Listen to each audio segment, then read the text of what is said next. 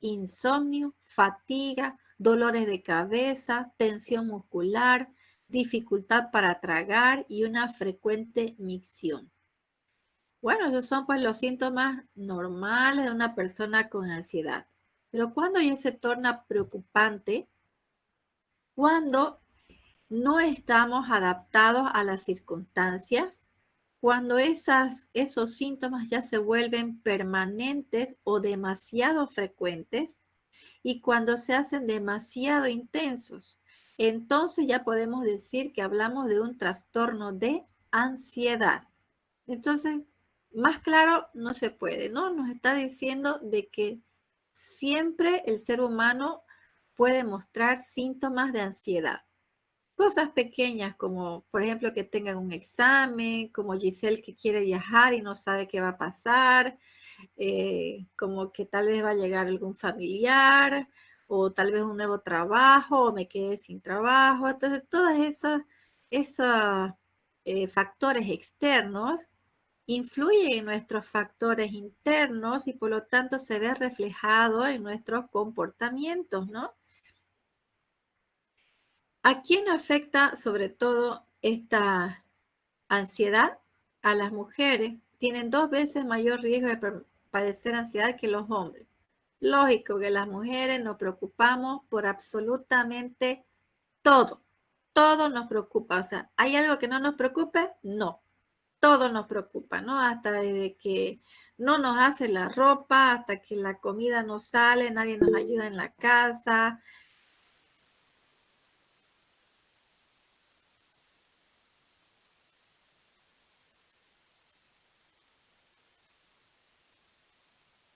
Edad. Y son el trastorno de salud mental más frecuente en los niños. Como esta página fue sacada de una página mexicana, por eso figura y dice que alrededor del 14.3% de la población mexicana ha presentado algún tipo de ansiedad a lo largo de su vida. Yo no sé, diría que la mexicana, absolutamente todos, ¿no? Todos hemos pasado por un momento de ansiedad. Y bueno, ¿qué cosas no se le debe decir a alguien con ansiedad? O sea, queremos ayudar a alguien con ansiedad, pero ¿qué no debemos decirle? Nadie dijo que la vida era fácil. Mejora tu actitud. Tú siempre tan negativo. No tenés nada de qué preocuparte. Todo está en tu mente. Deja de quejarte. Parece que vas a enloquecer. No es para tanto. Las cosas no están tan mal. Relájate, no pasa nada. Deja de llamar la atención. Échale ganas. Todas esas frases que decimos para querer ayudar a una persona con ansiedad, la persona con ansiedad lo único que va a querer es amordazarlas porque no quiere escuchar eso, no quiere escuchar absolutamente nada, está irritable. Entonces, este tipo de personas lo que quieren es gritar, salir corriendo, desaparecer a veces literalmente, y eso está debido a que a su reacción del cuerpo, porque como estaba diciendo, está el organismo entero en una fase de alerta. Y cuando uno está en estado de alerta, nuestro sistema nervioso nos está preparando para la huida, para correr. ¿Ok? Entonces, este tipo de persona necesita, si nosotros que estamos cerca vemos que no podemos ayudarlo, necesita de una persona que pueda hablarle de forma correcta. Para eso, por ejemplo, la gobernación ha habilitado un teléfono donde pueden hablar estas personas que tengan esta ansiedad y personas especializadas van a hablar con ellas y le van a decir las palabras adecuadas. Entonces ya eso es una terapia eh, más que todo psicológica. Y la terapia para estas personas con ansiedad, aparte de la psicológica, pueden requerir un tratamiento farmacológico. Cuando ya hablamos de crisis de ansiedad, personas que no pueden contener sus reacciones, generalmente estas personas no solo quieren gritar, gritan, así de sencillo. En estos días he escuchado personas que se ponen almohadas en la cara y gritan, gritan, gritan, porque no quieren hacerlo para no llamar mucho la atención, o se lastiman, es decir, se golpean, se aprietan las manos tan fuerte que se dejan marcas, lloran sin ningún motivo, lloran mucho. Entonces, ¿en quiénes se dan estas crisis de ansiedad?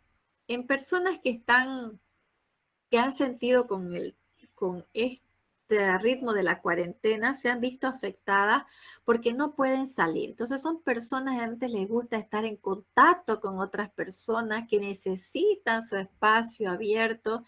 Y imagínense que de repente con la cuarentena quedan aislados en un departamento pequeño, encerrados, solos, sin poder tener ese contacto visual o verbal con otra persona, ni siquiera tener un balcón para hablar con el del balcón de al lado. Todos esos factores influyen mucho. Entonces llega un momento donde ese sistema nervioso pues está a flor de piel y por eso es que explotan, pueden contestar, pelear, pero no es un momento pasajero. Pero si vemos que la persona hablando no se calma, bueno, pues ya requiere su ayuda especializada y ese médico especializado va a determinar si necesita un tratamiento farmacológico también. Y el tratamiento farmacológico para este tipo de personas son los tranquilizantes menores. La anterior clase hemos visto los tranquilizantes mayores, ¿no? Dirigidos sobre todo a los pacientes psicóticos o esquizofrénicos y obviamente que se podían utilizar para otros tratamientos secundarios, ¿no? Vamos a ver ahora estos tranquilizantes menores que son, después de la psicoterapia, el tratamiento farmacológico alternativo. ¿Y de qué cosa estos tranquilizantes menores? Bueno, tenemos al grupo de los sedantes hipnóticos que están compuestos por la benzodiazepina, la buspirona, el solpidem, saleplón y esopiclona, que son fármacos que corresponden al grupo de los fármacos Z, llamados fármacos Z, y otros fármacos que son los beta bloqueadores, clonidina, hidrato de cloral, antihistamínicos, ramelteón y etanol. Todos estos fármacos van a tener el mismo efecto ansiolítico que tienen estas benzodiazepinas, pero no están incluidas dentro de este mismo grupo porque no tienen la composición química de las benzodiazepinas. Entonces, por eso están separados. Tienen diferentes composición química. Otros fármacos que pueden usarse para el tratamiento de la ansiedad son los antidepresivos y los antipsicóticos. Bien. ¿Y dónde pues se genera esa ansiedad? ¿Dónde se genera esa respuesta ansiosa? Pues en nuestra amígdala, que está ubicada en nuestro cerebro, y que es el que va a, perdón, el que va a organizar la actividad de otras de tres sustancias. La sustancia gris, que es la responsable de nuestra reacción de escape y de lucha. Nuestro locus coeolus, que es responsable de estar en alerta. Y nuestro hipotálamo, que va a ser el responsable justamente de toda esa actividad simpática que va a atravesar nuestro organismo y de la respuesta endocrina. ¿Recuerdan que habíamos mencionado que en momentos de estrés se liberaba el cortisol? Bueno, pues ahí está la explicación. Bueno, poco a poco vamos a ir entendiendo más de cómo es esta respuesta. Los investigadores creen que los neurotransmisores que están implicados en el envío de la información o respuesta de nuestro cerebro ante esta ansiedad son la noradrenalina, la dopamina, la serotonina y el ácido gamma aminobutírico y el glutamato. Bien, veamos. ¿Ven este cuadrito de la clasificación o mapita mental? Que estos sedantes, entonces lo vamos a tener en los grupos dentro de las de benzodiazepina, barbitúrico y otros fármacos que van a tener la misma acción sedante. Bien, en base a este cuadrito es lo que me van a hacer su tarea, así de facilito. Bien, antes de continuar, vamos a hacer una diferencia entre lo que es un ansiolítico y lo que es un hipnótico. Un ansiolítico es una sustancia que reduce la ansiedad y provoca un efecto calmante, pero sin reducir las funciones motoras o mentales. La depresión del sistema nervioso es leve y lo ideal sería que no nos produzcan ni sedación ni sueño. En cambio, el hipnótico es un fármaco que sí produce somnolencia e induce el sueño semejante al fisiológico. Por lo tanto, la depresión del sistema nervioso central es pronunciada. Bien, hablemos de las benzodiazepinas. Son la familia de psicofármacos por excelencia frente al tratamiento para la ansiedad. Aunque también hay tipos de benzodiazepinas clasificadas en el grupo de los hipnóticos, puesto que a dosis elevadas tienen un efecto hipnótico sedante, o sea, producen mucho sueño. A dosis crecientes van aumentando todo lo que nosotros queremos conseguir con una benzodiazepina. La ansiólisis, la sedación, el sueño, bueno, eso no queremos, pero viene sueño, puede venir anestesia, coma e inclusive la muerte. Las benzodiazepinas se acercan mucho a lo que se busca con un ansiolítico ideal, porque a dosis elevadas pueden producir sedación y sueño y se pueden manejar con mayor eficacia y menor riesgo. Cuando ya se empiezan a descubrir los receptores GABA, se espera que con este descubrimiento se puedan desarrollar los ansiolíticos más específicos, es decir, que nos produzcan esa sensación de ansiólisis y sedación, o sea, de tranquilidad, sin necesidad de producir sueño.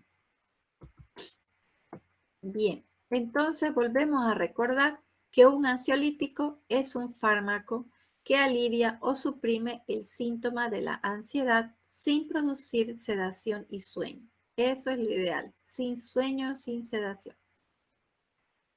¿Y cómo se clasifican desde el punto de vista funcional? Pues vamos a tener primero a los fármacos moduladores del receptor GABA. ¿Y esos quiénes van a ser? Las benzodiazepinas. Luego tenemos otros ansiolíticos que van a ser la buspirona, que es un fármaco agonista parcial de los receptores de serotonina. También vamos a tener a los fármacos con acción antidepresiva y otros fármacos como los antihistamínicos, los neurolépticos, los bloqueantes beta-adrenérgicos y los anticonvulsivantes. Bien, entonces decíamos que acciones queremos con las benzodiazepinas. Queremos una ansiólisis, es decir, que tras la primera toma el paciente se sienta calmado, se sienta tranquilo, pero después de eso que viene la sedación y luego viene la hipnosis, es decir, se nos duerme. Otra de las acciones importantes de la benzodiazepina es su efecto anticonvulsivante, por eso se lo puede administrar en las personas que tienen convulsiones, como vamos a ver después los anticonvulsivantes. Y también como un miorrelajante porque tiene acción central.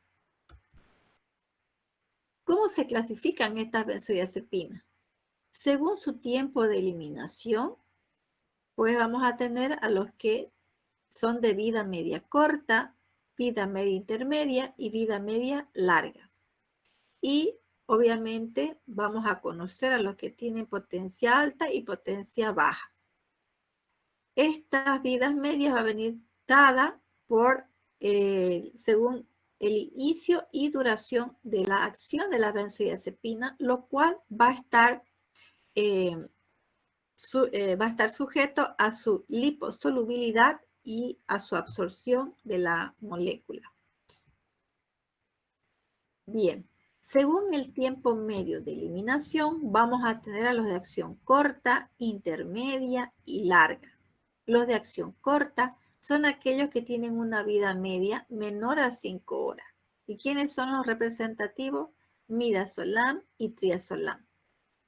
Los de acción intermedia son los que van a tener una vida media de 6 a 12 horas y son el alprazolam, lorazepam, bromazepam, flunitrazepam y quetazolam, dentro de los más conocidos.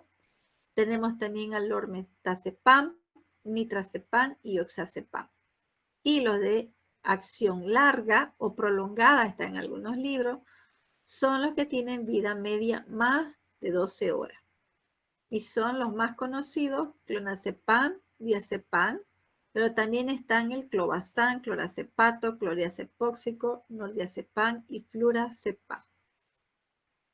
Bien, revisemos ahora cómo actúa nuestro GABA, nuestro ácido gamma-aminobutírico, en su papel de neurotransmisor. Este GABA se sintetiza a partir del glutamato. Y una vez que se sintetiza, es almacenado en estas vesículas de la neurona presináptica. Y cuando esta neurona es estimulada, abriendo sus canales de calcio, pues hay una exocitosis, salen esas vesículas, se abren y liberan al neurotransmisor GABA. Una vez en esta interfase, va a buscar su receptor GABA en la neurona postsináptica para ejercer un efecto de inhibición, o sea, de relajación de la neurona. Por eso es su efecto inhibidor. ¿Ok? Bien, veamos que estas benzodiazepinas actúan sobre ese receptor GABA. El neurotransmisor GABA tiene una función de crear un efecto de relajación, tranquilizante y o de calma en nuestro cerebro, reduciendo la transmisión de impulsos nerviosos entre nuestras células. Está explicado lo que les mostraba anteriormente. Este neurotransmisor GABA tiene su efecto inhibidor en nuestro organismo, es decir, provoca que las células disminuyan su velocidad de comunicación entre ellas o que dejen de transmitirse información. Gran parte de nuestras neuronas, casi la mitad, responden a este receptor, lo que causa que tras el incremento de su actuación en el cerebro con el fármaco, el receptor GABA causa un efecto relajante sobre todo nuestro organismo, generando un efecto depresor en él. Por este motivo, hay una reducción de los elevados niveles de ansiedad e induce a un aumento de la relajación muscular y también es hipnótico. Ok, entonces aquí está resumidito el mecanismo de acción. Lo que aquí podemos rescatar es que este es, por ejemplo, el receptor GABA, ¿ok? Que está formado por sus unidades alfa, beta y gamma. Entonces, una vez que se libera el GABA, se va a posar en este receptor y nuestras benzodiazepinas también. ¿Cómo? Por eso se dice que aumenta la acción del GABA, ejerciendo de esta forma una acción adicional para la inhibición de las neuronas. Pero ¿cómo? ¿Cómo exactamente? Bueno, vamos a recordar en este dibujito que cuando tenemos una neurona en reposo, decimos que está polarizada y dentro va a llevar una carga negativa. Pero cuando esta neurona recibe el estímulo de cargas positivas, recordemos que las cargas positivas nos indican que movimiento, ¿no? El sodio, el calcio, el potasio, eso indica movimiento. Entonces, estas cuando una vez ingresan, cuando se abren los canales respectivos, ingresan las cargas positivas, las negativas tienen que salir para que haya un equilibrio tanto interno como externo. Y eso que hace que nuestra neurona se despolarice y esté excitada, o sea que está en movimiento. Pero una vez que ese efecto pasa, estas mismas cargas positivas salen y necesita otra vez nuestra membrana repolarizarse y por lo tanto ingresan otra vez las negativas y por lo tanto está en reposo. Bien, entonces, si esta es nuestra neurona postsináptica, esta que está aquí, vamos a tener que ese GABA que ha sido liberado de la neurona presináptica necesita ir a unirse a su receptor GABA, que en este caso va a ser el GABA A, porque hay receptor GABA A y GABA B, pero el GABA B no lo vamos a mencionar ahora.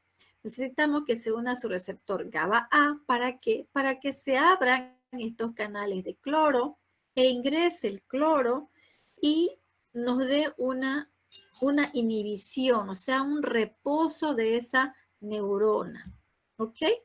Entonces, si lo vemos desde arriba, ese receptor GABA, como lo habíamos visto de un ladito en el dibujo anterior, visto desde arriba, vemos que los investigadores dicen que este receptor GABA está formado por sus unidades alfa, beta y gamma. Y en el espacio entre la subunidad alfa y gamma se encuentran unos receptores para las benzodiazepinas. Y las han llamado a estos receptores benzodiazepínico 1, receptor benzodiazepínico 2 y receptor benzodiazepínico 3. O también se los llama receptores omega, omega 1, omega 2, omega 3. ¿Ok? En su libro los tienen como receptores benzodiazepínicos y solo vamos a mencionar al 1 y al 2 porque el 3 todavía no se han establecido bien su mecanismo.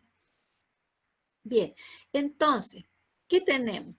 Que si cuando naturalmente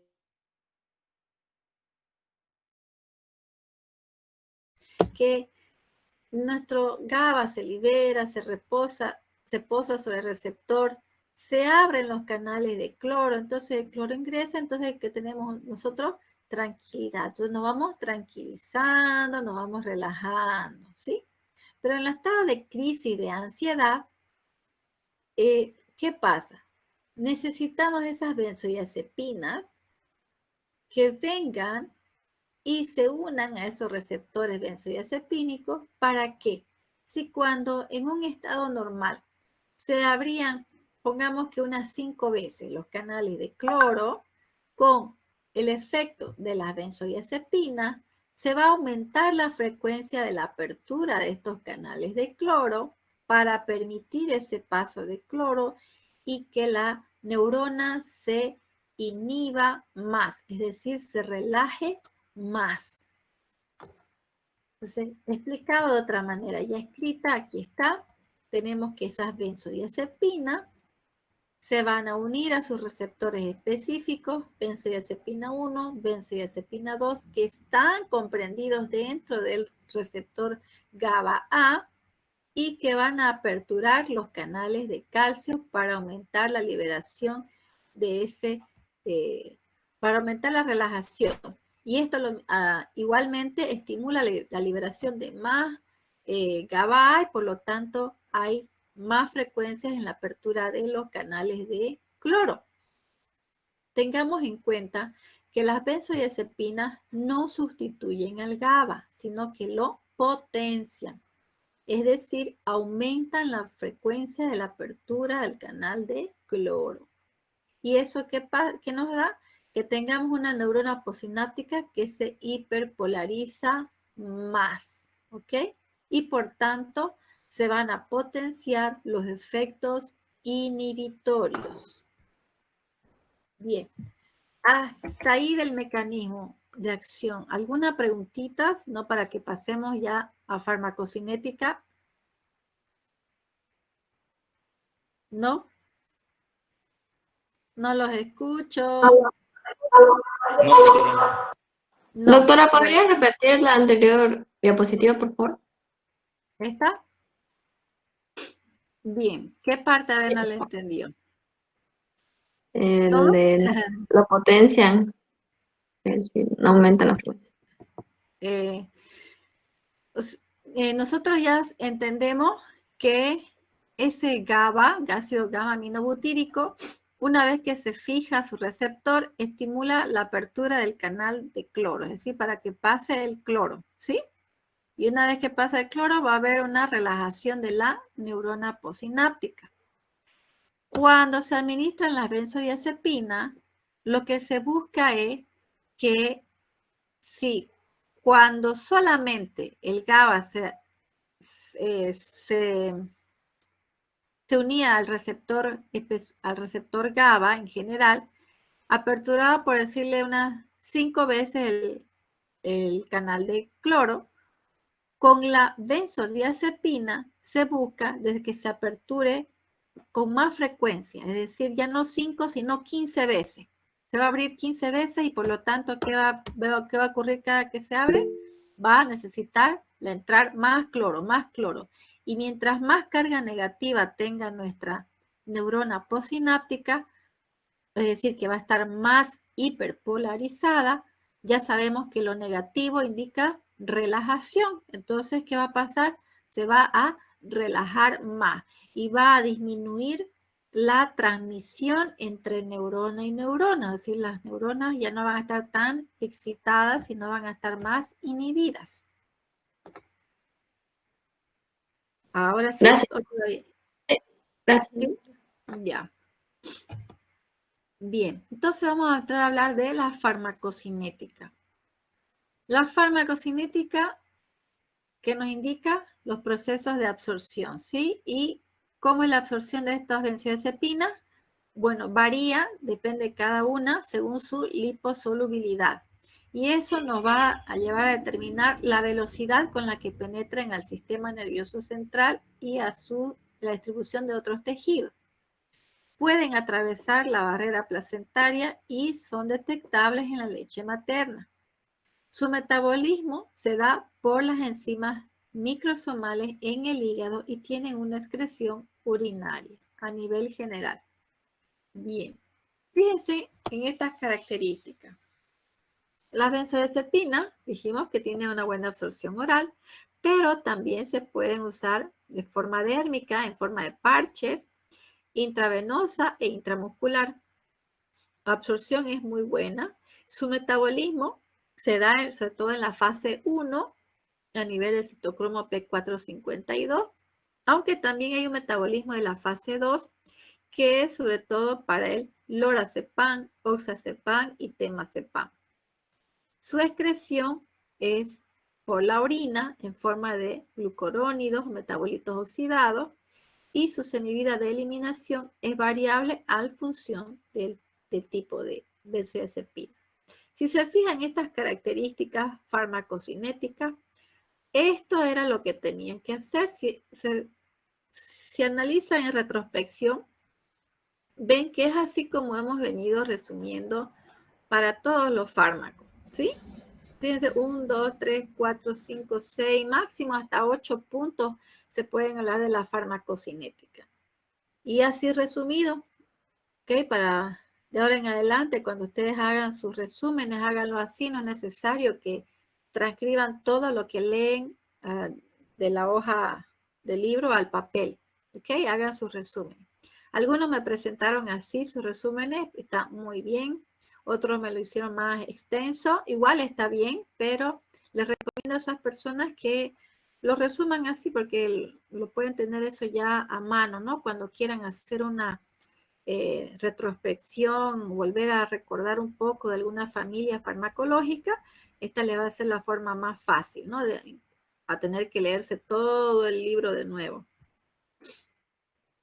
Bien, entonces, hablemos de la biotransformación. Dijimos de que había reacciones de la fase 1, que esta reacción que es de oxidación nos va a dar algunos metabolitos activos y es lo que tenemos vidas medias, lo que nos da que tengamos vidas medias más prolongadas. De ahí está la clasificación que tenemos de las benzodiazepinas, acción corta, intermedia y larga, o prolongada, que es lo mismo. Y la fase 2 es de glucuronización, eso lo sabemos. Bien, acá en este punto de los barbitúricos, que lo vamos a ver después, la diferencia con las benzodiazepinas es que tienen metabolitos que carecen de actividad, ¿ok? En cuanto a los factores que pueden afectar la biodisponibilidad, están la enfermedad hepática grave y los ancianos. Entonces, obvio, si sabemos que necesitamos de la fase 1 o fase 2 para metabolizar, pues los que tengan un hígado no muy bueno, tenemos que tener una precaución. Y obviamente los ancianos, porque en ellos siempre ya está disminuida la función hepática. Vamos a necesitar, ¿por qué? Porque necesitamos una buena inducción enzimática en el hígado. ¿Ok? Y sobre todo esto hay que tomar en cuenta cuando se administran barbitúricos. Bien, habíamos hablado de las acciones de las benzodiazepinas y dijimos que era la ansiólisis. Vamos a hablar de la sedación. La sedación es la disminución de la reactividad o capacidad de respuesta a un nivel constante de estimulación. Ocurre hasta en las dosis más bajas de las benzodiazepinas. Se produce una liberación de conductas reprimidas, es decir, hay un efecto anti-ansiedad, como euforia, déficit de juicio y pérdida del autocontrol. Como tal vez no sé si se dan cuenta que es algo paradójico, como si buscamos sedación, en algunos presentan euforia. Bueno, recordemos que estas benzodiazepinas lo que buscan es tratar la ansiedad. Y en las personas que son tímidas, ese mismo hecho de la timidez genera en ellos, en algunos, ansiedad. Y lo mismo, por ejemplo, pasa, y la timidez se presenta en diferentes etapas y personas, ¿no? Pero en los niños también puede haber ese estado de ansiedad, y una vez que se administran las benzodiazepinas para tratar de controlar esa ansiedad, obviamente desaparece, pues, ¿no?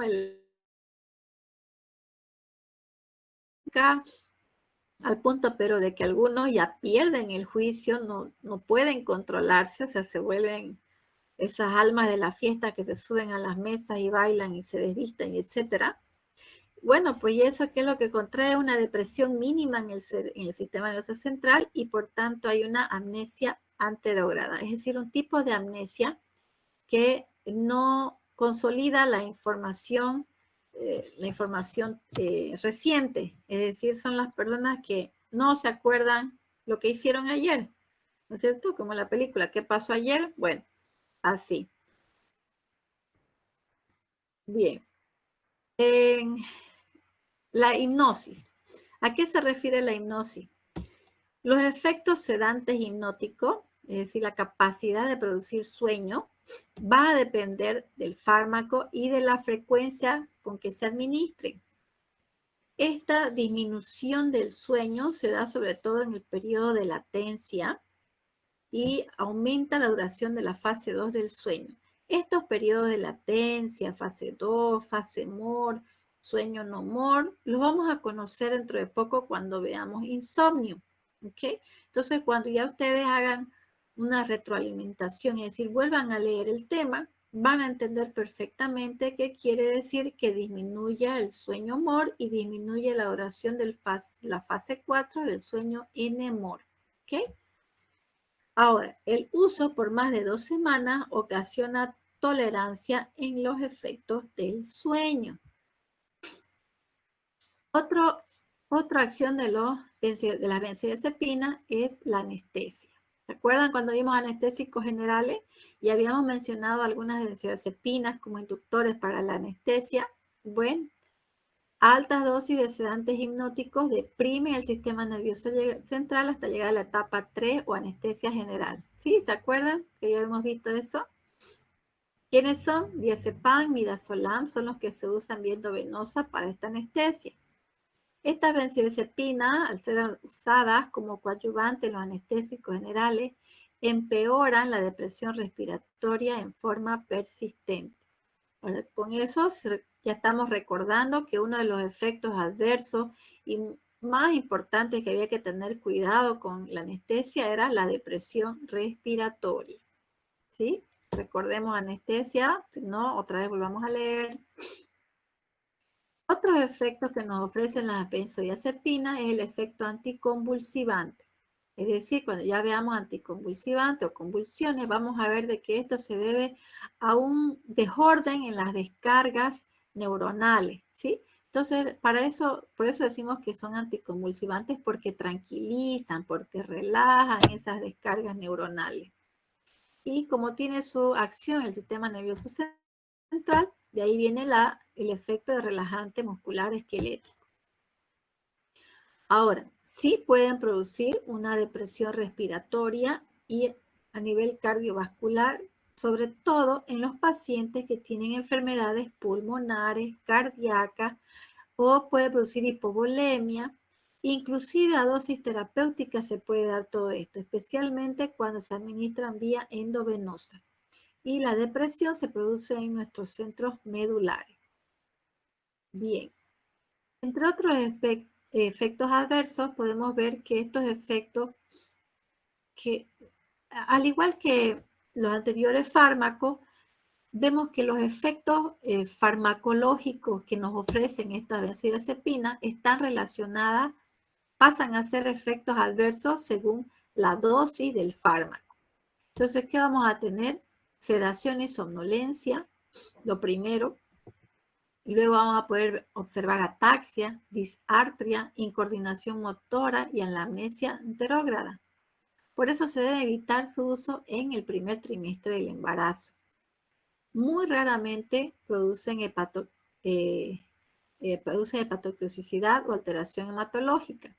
Y por vía intravenosa sí puede producir una rápida hipertensión y depresión respiratoria. A dosis altas y combinadas con el alcohol o con un analgésico opioide o con un antidepresivo puede ser mortal por demasiada depresión a nivel central. El antídoto para estos es el flumazenil, que lo vamos a conocer también despuesito. La reacción paradójica que hablábamos, la antiansiedad, es la presencia justamente de ansiedad, excitación, hiperactividad, agresividad, irritabilidad, desorientación temporoespacial y pesadilla. Y el uso crónico puede inducir a tolerancia y dependencia, incluso a dosis baja. Y la interrupción brusca del fármaco produce síndrome de abstinencia, muy similar a los opioides. Bien, recordemos que la tolerancia es el aumento de la dosis para producir un mismo efecto, ¿sí?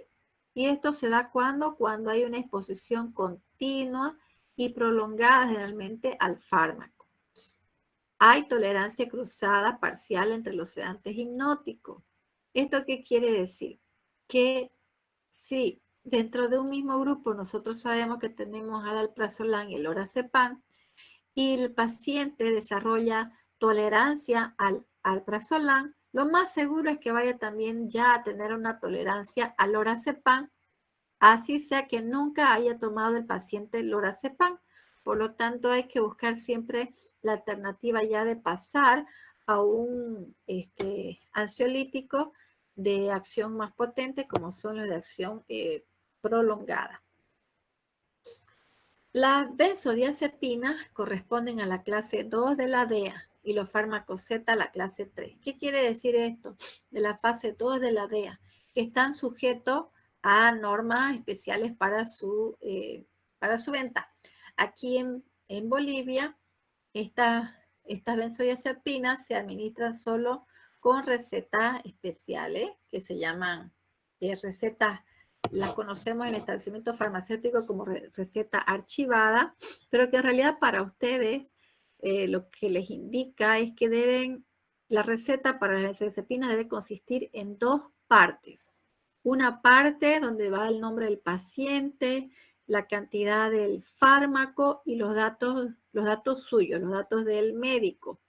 Y una parte que se pueda cortar de la receta donde van las indicaciones para el paciente. Porque cuando vaya al establecimiento farmacéutico, esa parte donde están los datos del paciente, los datos del médico y la cantidad, se queda en la farmacia. Y eso se reporta al Ministerio de Salud a través del CEDES para que ellos hagan su control respectivo tanto a la farmacia, a las importadoras o laboratorios que venden, distribuyen las benzodiazepinas, como a los médicos que las prescriben y a las farmacias que las expenden. Entonces, a los tres controlan. ¿Y todo por qué? Porque han sido incluidas dentro de los fármacos psicotrópicos que están regidos por la ley 1008. O sea, al ser producir dependencia, por eso tienen que ser tan estrictas su dispensación. ¿Okay? O sea, sin recetas simples no pueden, y tampoco se pueden prescribir cantidades exorbitantes. Los médicos tienen un límite para poder prescribir, el límite en cantidad, ¿no? Para prescribir. Esto se da gracias a que desde hace unos años atrás no había un control sobre esta benzodiazepina. Se vendían libremente. Inclusive yo me acuerdo cuando yo era todavía chica que mi abuelita me mandaba a la farmacia a comprarle 2 hasta 3 cajas de alprazolam. Y la farmacia me vendía sin ningún problema, no me pedía receta, nada. Después de muchos años, cuando ya aparece más movimiento económico, le hablo de hace muchos años, cuando todavía era casi pueblo esto, ¿no?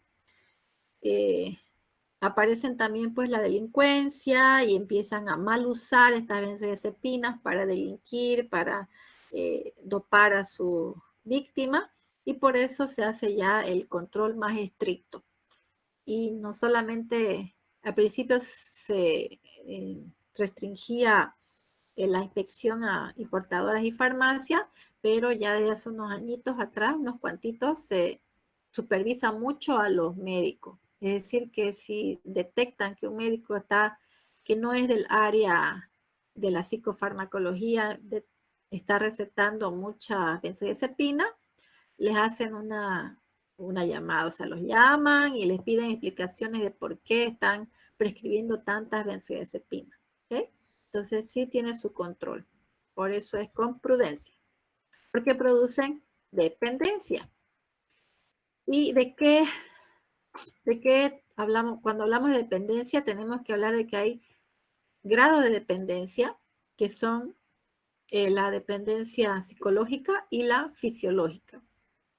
La dependencia psicológica es más como es un patrón de conducta neurótica hacia algo, y generalmente se da, por ejemplo, propias de los bebedores, de los fumadores, ¿no?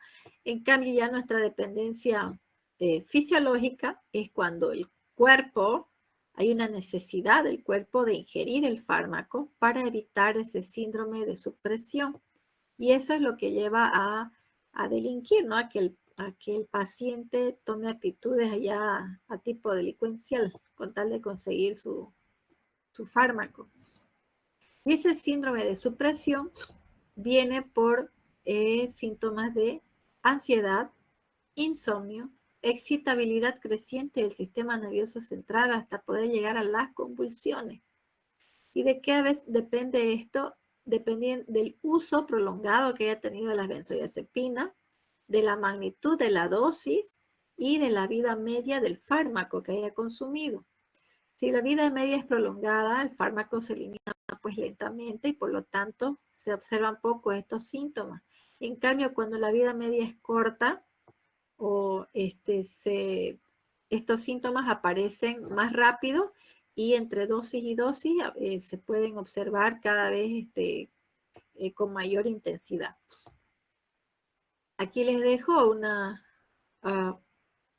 muestra de las dosis que se manejan a nivel internacional de estos fármacos. De todos estos, el clonazepam es el que podríamos mencionar que se usa más ahorita, porque viene en una forma de gotas donde se pueden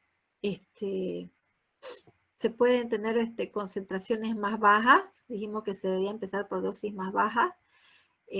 No es necesario bregar con las tabletitas para partir, o sea, se pueden solamente usar una gotita y tiene un muy buen efecto ansiolítico. Y aparte que la tecnología últimamente ya nos está dando, por ejemplo, de este clonazepam, fármacos de liberación prolongada, es decir, que se pueden administrar una sola vez al día y con eso tienen un efecto ansiolítico las 24 horas y no necesitan estar tomando cada 8 como lo hacen con otras variedades. Bien, acá en tolerancia está un poquito explicado cómo se produce. Se produce para compensar la presencia que tiene lugar en los GABAs en sus receptores benzodiazepínicos. O sea, el mecanismo de acción de la tolerancia es igualito que el de los opioides para los receptores D2, ¿ok? Perdón, para los receptores muscarínicos. El síndrome de abstinencia, ese nos puede presentar en 3 fenómenos. El de recurrencia, que es la reaparición de los síntomas originales, el de rebote, el retorno transitorio de mayor intensidad de los síntomas de la ansiedad, y el síndrome propio de la abstinencia, que ya viene acompañado de los síntomas que habíamos mencionado hace un momento. Ese tratamiento de la dependencia se debe abordar con un diagnóstico correcto de la dependencia, con un tratamiento del síndrome de abstinencia, un tratamiento de desintoxicación y una prevención de las recaídas. En cuanto a sus indicaciones, los de vida media larga se usan para tratar la ansiedad, porque cubren todo el día, es decir, todo el día tienen sensación de estar tranquilo. Los de vida media e intermedia más son para tratar solo el insomnio. Los de vida media corta como inducción anestésica.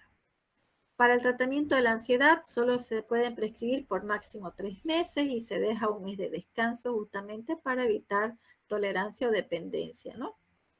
Su uso debe ser coadyuvante al iniciar también un tratamiento antidepresivo, porque vamos a ver que los antidepresivos tardan en ejercer su efecto antidepresivo de semana y para la fase inicial se decide iniciar junto a una benzodiazepina. El tratamiento agudo del insomnio no se debe administrar por más de 2 meses, igual tiene un mes de descanso. Para los espasmos musculares se prefiere usar el diazepam. Para las crisis epilépticas, el clonazepam o el diazepam. Para el síndrome de abstinencia, el diazepam. Para la acaticia secundaria por los antipsicóticos, ¿se acuerdan que habíamos visto este efecto secundario?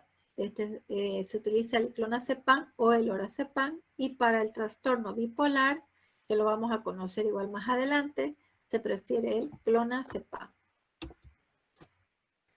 Sus contraindicaciones. Obviamente están contraindicados en el embarazo y la lactancia, en enfermedades hepáticas, ya vimos por qué, en la apnea del sueño, porque la apnea del sueño, como vamos a ver más adelante, no es un trastorno del sueño, sino de la respiración. Y en la miastemia gravis, porque al ser la miastemia gravis un debilitamiento de los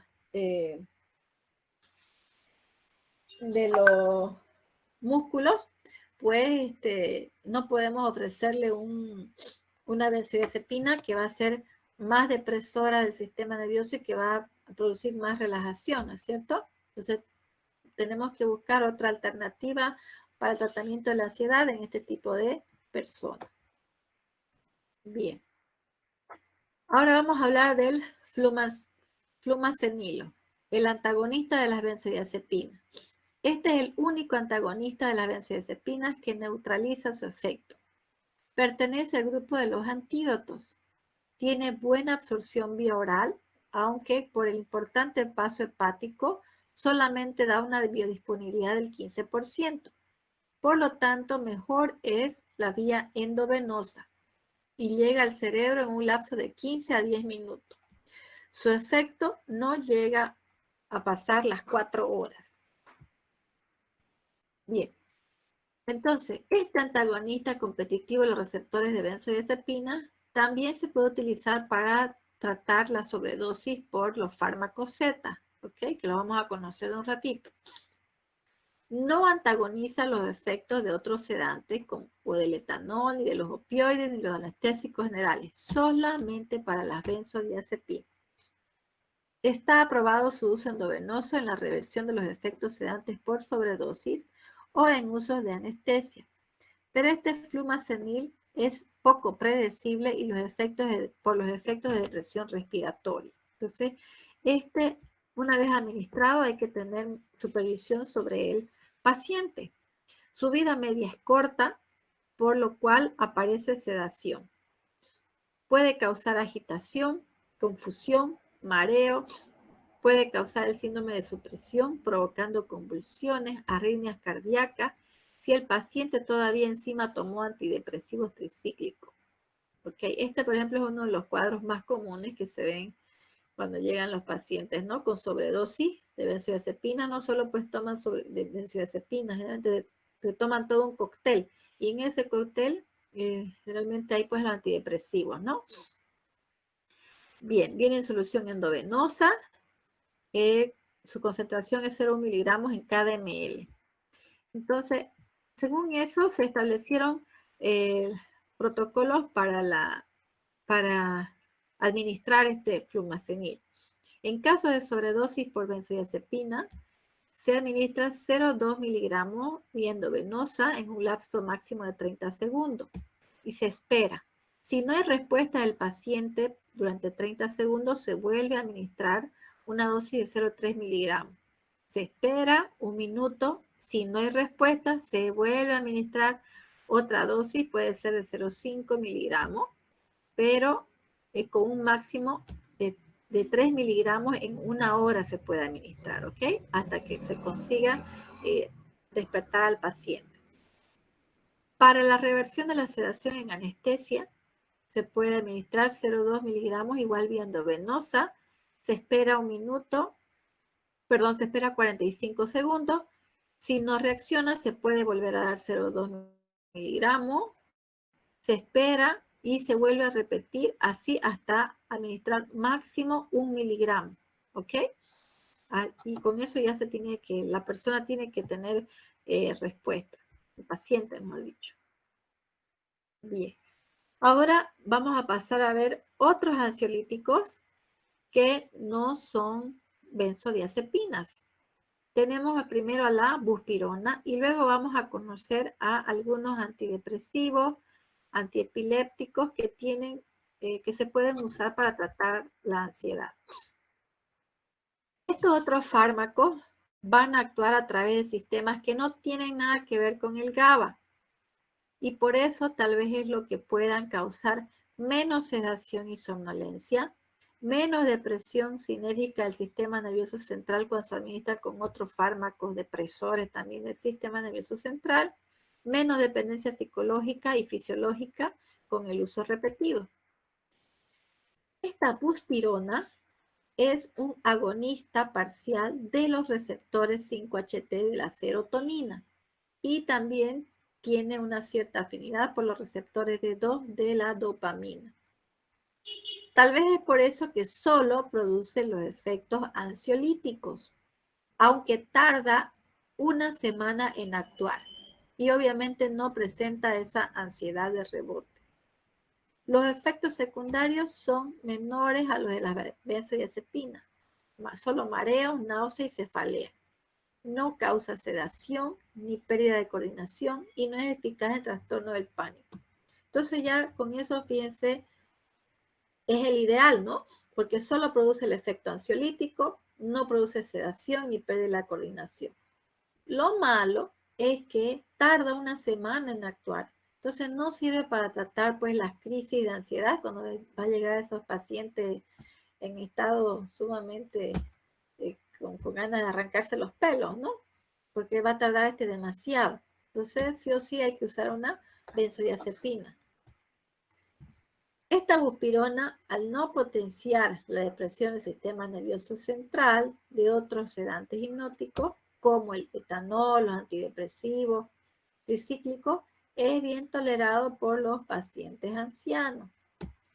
Medicamentos como la rifampicina, que es un antituberculoso, disminuye la vida media de la buspirona. La eritromicina, que es un antibacteriano, y el ketoconazol, que es un antimicótico, aumenta los niveles séricos de la buspirona. En este cuadrito lo dejé aquí porque me gustaría que vean cómo hay la buspirona no produce tanta interferencia eh, en todas las funciones motoras como lo producen los otros, las benzodiazepinas, por lo cual lo hace útil para usar en los pacientes mayores. Bien, esa buspirona pertenece al grupo de las azaspirodecanodionas. Dentro de este grupo también está la gepirona y la isapirona, pero estas no son usadas, solo la buspirona. Entonces volvamos a recalcar que esta buspirona es un agonista parcial de los receptores de serotonina, carece de acción hipnótica, anticonvulsivante ni relajante, no interacciona con alcohol ni otros depresores, no produce dependencia, tiene una menor incidencia de los efectos adversos, una eficacia ansiolítica similar a las benzodiazepinas y tarda hasta 2 semanas en lograr el efecto ansiolítico. Bien, vamos a conocer solamente ahorita de nombre a antidepresivos que tienen esa acción ansiolítica. Dentro del grupo de los antidepresivos tricíclicos tenemos a la imipramina y a la clormipramina. Dentro del grupo de los ISRS, inhibidores selectivos de la recaptación de serotonina, tenemos a la sertralina, fluoxetina, paroxetina y el escitalopram. Y hay otro grupo, inhibidor selectivo de la recaptación de serotonina y de noradrenalina, y esta es la venlafaxina. Hay que tener en cuenta que al usar antidepresivos se debe empezar el tratamiento con las dosis más bajas disponibles. Y después de 2 semanas de empezar un tratamiento, si es que no hay una respuesta, se puede pensar en cambiar de antidepresivo, no antes. Hay un retraso en el comienzo de los efectos, por eso se considera iniciar junto con alprazolam o clonazepam. Hay que valorar el riesgo de suicidio y el potencial tóxico, sobre todo por la venlafaxina. No está claro el periodo de tratamiento, pero es por lo menos 1 año. Esto de acá, el inciso E, se recalca la importancia de la venlafaxina porque este fármaco hace unos años atrás era el más utilizado para tratar la ansiedad en adolescentes en Estados Unidos. Bueno, también era relativamente nuevo este fármaco, pero se cometió el error de que los médicos no prevenían a los padres o al mismo paciente de que no debían suprimir de golpe el consumo de venlafaxina, ni tampoco estaba especificado en los prospectos del fármaco. Estaban en letras muy chicas, ¿no? No llamaban la atención. Generalmente casi nadie lee los prospectos por completo, lee lo que le interesa nomás. Entonces sucedió de que estos adolescentes cortaban de golpe la toma de la venlafaxina. Bueno, como vamos a ver, como todos los antidepresivos se toman para tratar la depresión, en este caso la ansiedad, ¿no? Entonces, cuando ya se siente bien, dicen, ya me siento bien y dejan de tomar. Y no es así, no pueden dejar de tomar de la noche a la mañana, no se puede cortar bruscamente el tratamiento. Y eso hacía de que los adolescentes entren en una depresión más profunda con ideas suicidas. Y se suicidaban muy seguido los adolescentes. Eso llamó la atención y se descubrió que todos estaban tomando este fármaco y que no había las recomendaciones que se debía tener, ¿no? Bueno, no existe la tolerancia a los tratamientos prolongados por estos antidepresivos, pero no se debe retirar bruscamente. Aquí está. ¿Cuáles son los síntomas al usar estos antidepresivos? Vértigos, náuseas, mareos, vómitos, diarrea, parestesia, ansiedad, agitación, irritabilidad, insomnio, que pueden desaparecer después de unas semanas de empezar el tratamiento. Entonces, para el trastorno de la ansiedad generalizada, se usan sobre todo los ISRS.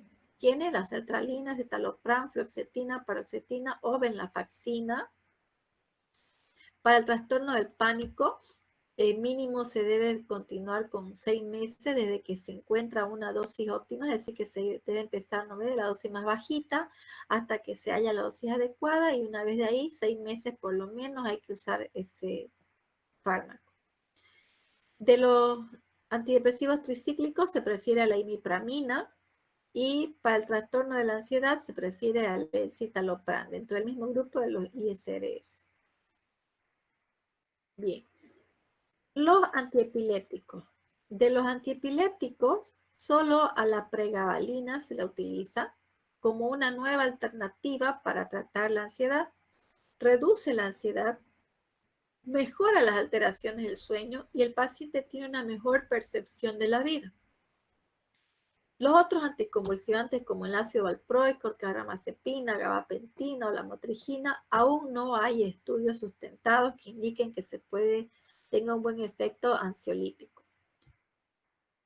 Bien, ahora, otros fármacos como los antihistamínicos, en el caso de la hidroxicina, tiene una buena acción sedante y se utiliza para pacientes proclives a la adicción o pacientes alcohólicos. Entonces, cuando en estos pacientes obviamente no se puede usar para el tratamiento de su ansiedad ninguna benzodiazepina. Una buspirona no tiene el efecto rápido, tarda semanas en hacer efecto. Entonces, ¿cuál sería una buena alternativa? Esta hidroxicina. En cuanto a los neurolépticos, los antipsicóticos de segunda generación, ACG, tenemos a la quetiapina, risperidona y olanzapina, solo para tratar la ansiedad en esquizofrénico y en estrés postraumático. Acá esto, por ejemplo, yo les comento que estas son las alternativas para los pacientes que necesitan.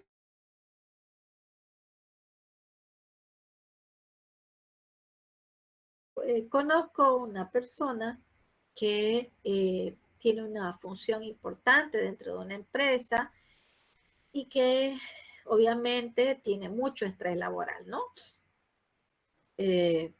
Obviamente una empresa grande tiene muchas presiones encima. Entonces esta persona empezó con un tratamiento sencillo de benzodiazepina, primero de acción intermedia, y bueno, como ya se ha visto el esquema, no se puede administrar por tratamientos prolongados, máximo 3 meses, se debe cambiar a otra.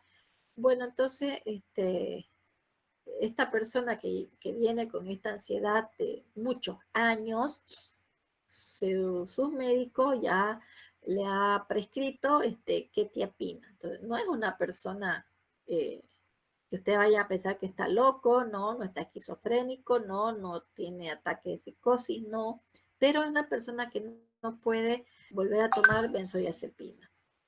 Uno, porque ya las ha probado todas, ¿no?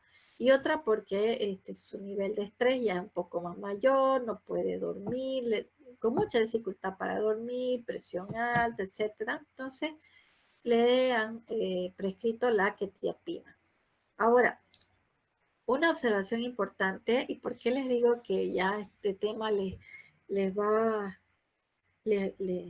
a ustedes les va a interesar mucho, porque con esto ya ustedes están en la capacidad no de prescribir, pero sí de orientar. En el caso de esta persona, que en una conversación, una amiga le comenta que por esta crisis de la cuarentena no podía dormir, este amigo le recomienda tomar quetiapina. Entonces le digo, no, a ver, oso, tranquilo. No se le puede dar una quetiapina a una persona que nunca ha tomado ni siquiera un relajante muscular para poder dormir, ¿no? Entonces, se tiene que empezar por las cosas más sencillas para tratar de controlar. Obviamente, en el caso de esta amiga, no puede dormir porque está con ansiedad, porque está encerrada, es una persona muy salidora y no sale y entonces no puede dormir. Entonces ya ustedes ven, se hallan la capacidad de decir, no, quetiapina no, ese es un antipsicótico de segunda generación, se debe empezar por cosas más sencillas, ¿no? Si es para tratamiento del insomnio, ahorita vamos a conocer qué otras alternativas hay que no sean benzodiazepina, ¿ok? Pero ustedes ya tienen que ir sentando sus conocimientos y poder orientar a las personas. Ojo, no recetar, no pueden, pero sí pueden orientar. Otros medicamentos son los bloqueantes beta-adrenérgicos. De eso, sobre todo el propanolol. Lo utilizan para tratar palpitaciones, sudoración, temblor, etc.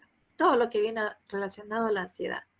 Y dentro de los naturales les menciono aquí a la camomilla y a la ginkgo biloba, porque los médicos lo prescriben bastante, sobre todo para personas de la tercera edad, porque esta ginkgo biloba mejora la circulación periférica de las personas mayores y eso les manifiesta una mejor, se tranquilizan y pueden inclusive dormir mejor de noche, ¿ok? Bien. Bueno, hasta aquí quiero quedar porque con el otro grupo igual quedamos aquí, por favor. Quiero saber si tienen alguna pregunta hasta aquí, por favor. ¿Alguna duda, algo que no les quedó en claro?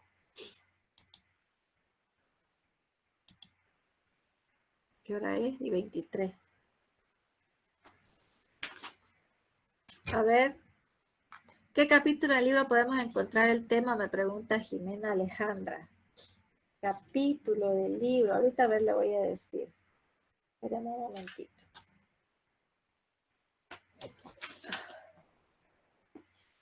Es que, ¿sabe qué pasa? Que en el libro está un poquito por acá, un poquito por allá, pero si no me equivoco estaba en el capítulo, ahorita, espérenme un ratito, ya lo perdí. A ver chicos, no les escucho mientras busco el capítulo.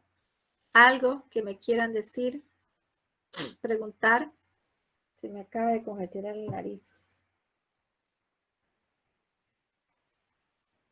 No los escucho, creo que le voy a tomar asistencia con la cámara encendida.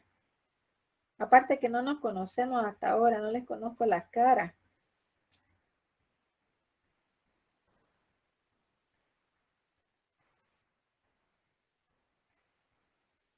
Ya pues chicos, ¿qué les ha parecido el tema? ¿Tienen algún familiar que conozcan que está con ansiedad o que ya tome estos medicamentos?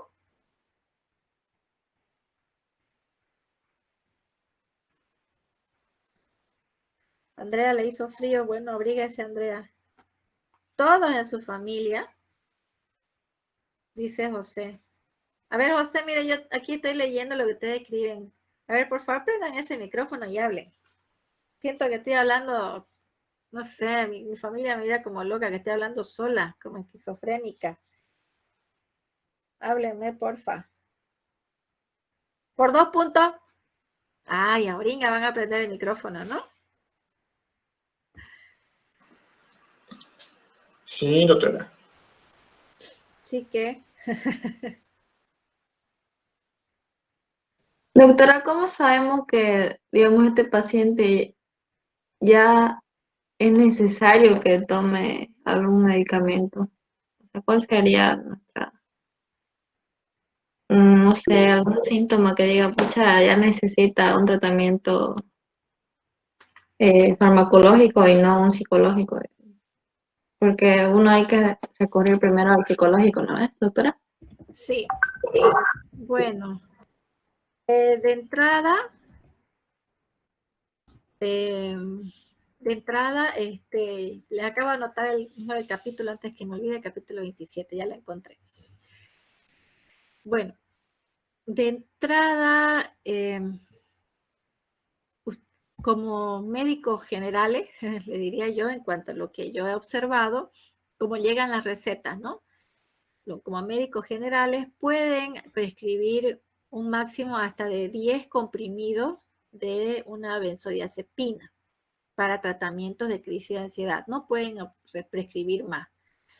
Si la persona necesita, ven que después de esos 10 comprimidos vuelve el paciente que quiere más, pues ahí debe ser derivada con el médico especialista, que es el psicólogo o el psiquiatra. Ellos pueden prescribir hasta 1 o 2 cajas, ellos tienen el permiso. Y ahora si les llega pues personas con crisis de ansiedad a la emergencia, ¿cuál es ya vimos cuál es la benzodiazepina que se debe usar? Un diazepam, y va a ser eso vía endovenosa. Un comprimido ya vemos que sí es bueno, pero va a tardar, ¿no es cierto? Tiene su tiempo para absorberse y empezar su acción. En cambio, la vía endovenosa es la más rápida, ¿no ves? Entonces, ahí. Después, ahora para sus familiares, no, lastimosamente todavía ustedes no pueden prescribir, entonces no pueden orientar, pero no pueden prescribir. A ver, Gabriel pregunta, ¿el propanolol solo trata los síntomas externos? Sí, sí, porque vamos a conocerlo cuando veamos fármacos adrenérgicos y colinérgicos. ¿Cuál es su mecanismo de acción del propanolol? Entonces, el propanolol no va a tratar el síntoma de la ansiedad, sino solamente lo que podemos ver de la ansiedad, ¿no? Que es justamente el temblor, la sudoración. Ahora, lastimosamente, este propanolol solo viene para vía oral, no viene, pues, para uso intramuscular ni endovenoso. Entonces, por eso también eso pueden dar igual por solamente unos cuantos días hasta que la persona, si la ven demasiado ansiosa, le puedan tranquilizar hasta que pueda ir a consultar a un especialista, ¿no? E, doutora, uma pergunta: qual das medicações que são mais usadas para a ansiedade? El alprazolam. El alprazolam es el que más utilizado. Y después también E está solo, ahorita el clonazepam. e solo cambia as doses para os tipos de ansiedade? Por exemplo, há uma Sí, pessoa que está muito mais tensa, a dose é um pouco maior. sí. Generalmente se empieza por alprazolam de 0,25 miligramos. Luego se puede pasar a 0,5 miligramos, que es la dosis superior. Ahora ha aparecido la dosis de 1 miligramo, que también se puede administrar. Y después de eso no hay más opciones con el alprazolam. El lorazepam igual solo viene 2 miligramos, no viene más, no hay otra opción. Entonces, ¿cuál es la complicación de estos otros? Que al no haber diferentes opciones en dosis, después es muy difícil que ustedes le digan al paciente parta la pastilla en la mitad o pártala en 4. Hay algunos que no respetan eso y se van a pasar la pastilla entera. Ese es el problema de cuando no hay las dosis, diferentes dosis, una sola. Entonces, ¿usted cree que un paciente ansioso, nervioso, va a tener la paciencia de cortar una pastilla? No, ni idea, no. O sea, se va a tomar la pastilla entera. Por eso es que se debe prescribir la dosis adecuada, esperar la reacción que vuelva el paciente. Y eso es otra E, de los inconvenientes. El paciente e, ansioso no quiere volver. e a dependência de estas medicações é mais psicológica ou há alguma química em tudo isso? No, hay dependencia, ya vimos dependencia fisiológica, pero es cuando el tratamiento es prolongado por más de 3 meses. Por eso mismo, por eso un tratamiento conjunto, ¿no? No solamente del fármaco, sino con el médico especialista. ¿Qué toma? Dice Kesia, ciclobenzaprina, 10 miligramos, pero toma solo 5 miligramos. Ya. ¿Y qué quieres saber, Denise? ¿Está bien? Siga con eso. Y si puede disminuyendo, mejor.